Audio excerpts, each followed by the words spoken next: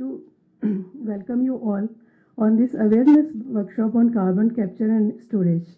Uh, in 2007, sir, you may recall that we had an international conference on CO2 sequestration with your eminence presence on R&D challenges. It was from Department of Science and Technology at that time, and it was held at Hyderabad. Actually, the carbon dioxide has become the key component of the concern in the atmosphere, especially in the 21st century. For those who practice yoga, I think you would know that excess carbon dioxide in our body is a problem. And we are always asked to breathe out so to keep healthy. And if a similar way, if we say planet Earth, which is according to Gaia hypothesis, is a living system, which says there is a continuous interaction between living system and inorganic matter in the Earth system. So it acts like a living body, and excess CO2 is creating a problem of climate change. So we need to handle it through science and technological ways.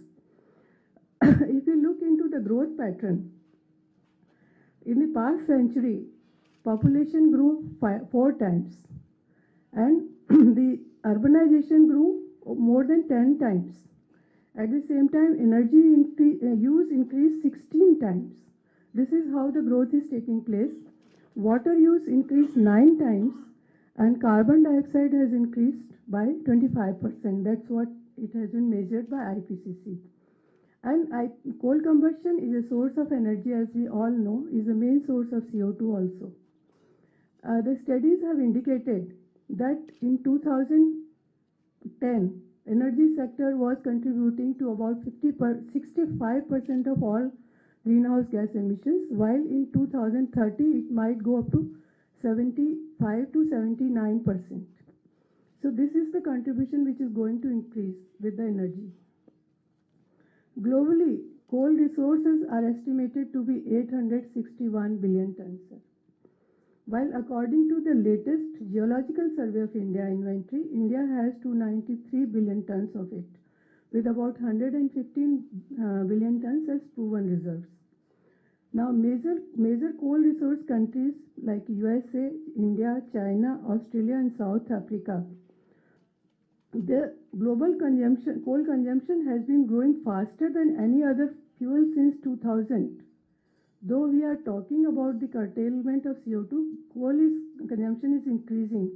And if we are looking at the Asia-Pacific region, the coal production has grown faster and accounts for now 67% of global total production compared to 27% in 1981. So in 30 years, it has gone up from 27% to 67% coal production.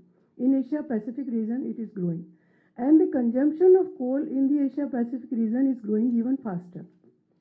So with this growth rate, the concern for CO2 remain. With India geared to achieve energy independence, technology of all resources of energy would need to be developed to accelerate the growth of electricity capacity addition planned for the country. Certainly, the development of clean energy in the context of climate change threats has given rise to innovation such as CCS. India is among the few developing countries which has a CCS research program beginning in 2006, and the research has been funded by the government, Ministry of Science and Technology, DST, DBT, and Ministry of Earth Sciences and Ministry of Environmental and Forest, and industry like NTPC, ONGC, Reliance, and others, to create awareness and for capacity building about CO2 sequestration and understanding the earth processes involved. Among the participants from academia and industry, we are organizing the national level workshop.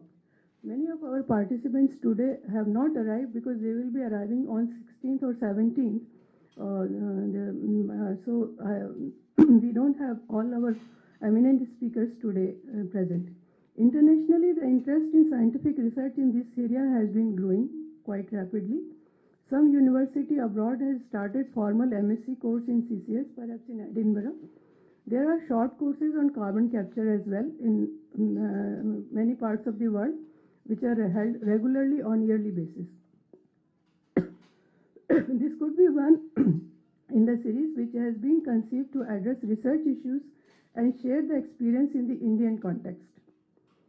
We are happy to see delegates from different institutions and research laboratories.